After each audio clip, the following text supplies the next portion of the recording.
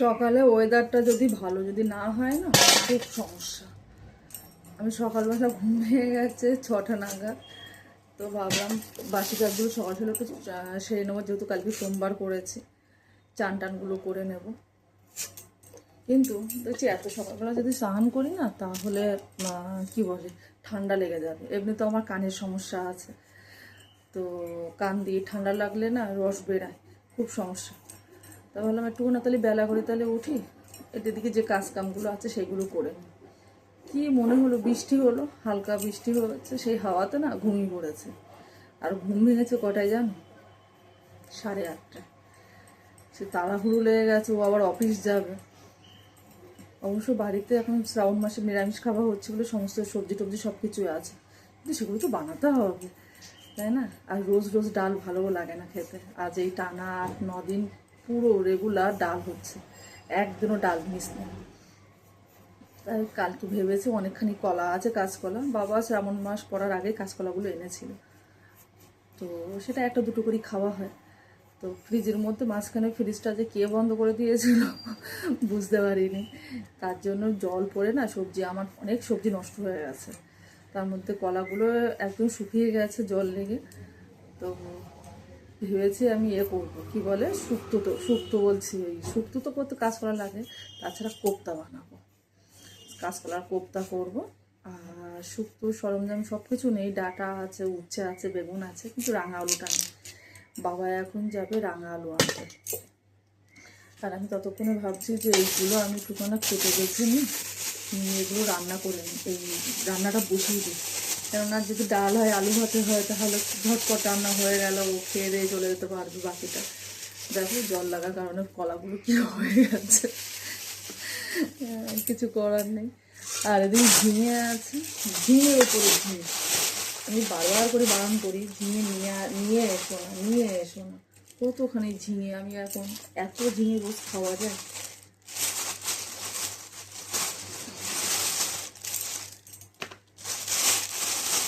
কাঁচকলাটা সেদ্ধ বসিয়ে দিই, ঝিঙে আলু পোস্ত করবো, শুক্তো করবো, ঝিঙে আলু পোস্ত করবো, আর কোপ্তা কারি করবো। এখন ওইটা প্রেসার কুকারে তাড়াতাড়ি দিয়ে দেবো, তাড়াতাড়ি 2-3টে সিটি করলে সেদ্ধ হয়ে যাবে, তাহলে আমার সময় লাগবে না। প্রেসার কুকারে তো কলাটা বসিয়ে দিয়েছি, সাথে ভাবলাম ভাতটাও বসিয়ে দিই, তা না হলে না খুব দেরি হয়ে যাবে, 11টার মধ্যে রান্না শেষ হবে না। তো কলাটা সেদ্ধ হোক, আর আমি এদিকে কলা সেদ্ধ করার পরে ভাবছি এই ঝিঙে আলু পোস্তটা করে নেব।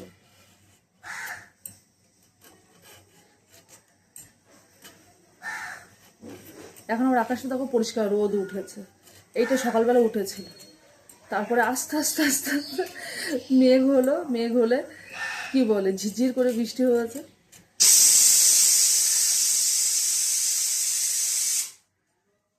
সবগুলো কাটতেও না সময় লাগে, সময় সময় ভাবি এগুলো রাতের বেলা কেটে বেছে রেখে দেবো, কিন্তু হয় না। এই সকালবেলা কাজ কাম করার পরে না নিজেরও কিছু টুকটাক কাজ কামগুলো থাকে, সেই সবগুলো করতে করতে আর ভালো লাগে না।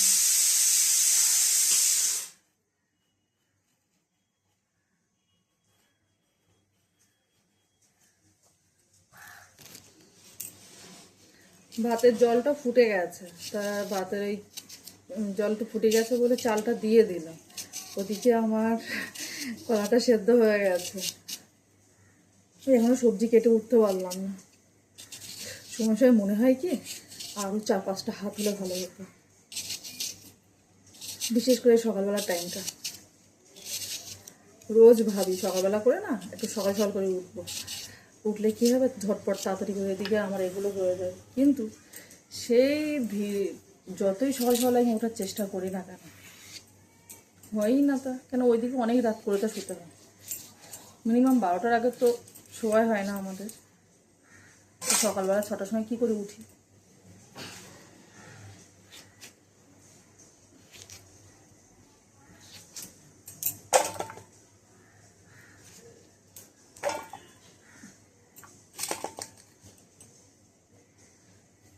সময় মাঝে মাঝে মনে হয় যদি কেউ আমার যদি সবজিগুলো কেটে দেয়, আমি না ঝটপট রান্নাটা করে নিতে পারবো। যে একা একা সবজি কাটো, রান্না করো, সবাইকে খাওয়া দাওয়া দাও।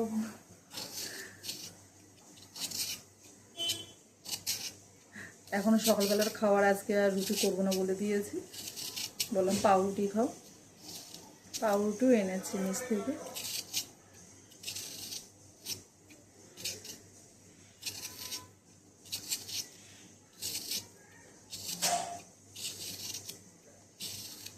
বাবা কালকে বলছে বাজারে তাল উঠেছে, তাল বড়া খাবে। আমি বললাম হ্যাঁ ওটা নিয়ে আসবো, তো নিয়ে আসো। আমি বলছি সাথে না সাদা তেল নিয়ে আসবে, যে তালের বড়াতে তেল লাগে বেশি বলো। আমি বলছি হ্যাঁ, একটা মিনিমাম একটা তালেতে না 3 থেকে 400 গ্রাম তেল লাগবে। তালটা আমি খুব ভালো ছেঁকতে পারি সে বিয়ের আগে থেকে, কিন্তু তালের বড়া অসম্ভব হয়েছিল।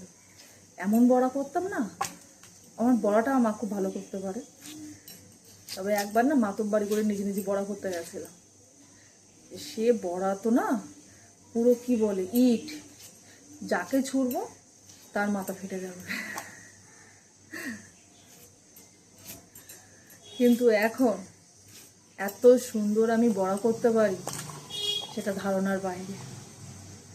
আমি নিজেই অবিশ্বাসী যে আমি এত সুন্দরভাবে বড়া করতে পারি, রান্না করতে পারি। তবে হ্যাঁ, রান্নাটা না আমার নিজের ইচ্ছে মতো।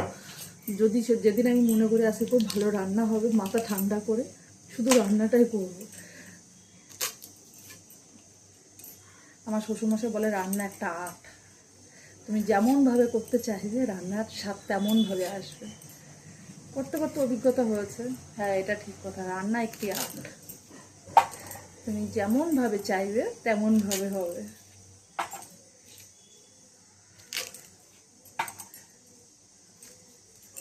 ও উঠে গেছে, উঠে একটু বাইরের দিকে গেল, বললো ও যেই ওঠে তখন আমার ধরপড়ানি শুরু হয়েছে, এইবার তাড়াতাড়ি করতেই হবে, না করলে দুটো খেয়ে যেতে পারবে না। ওর কখনো কোনো ডিমান্ড নেই যে আমার রান্না হলো না বা এই তরকারি আমি শুধু খেয়ে যাব কি,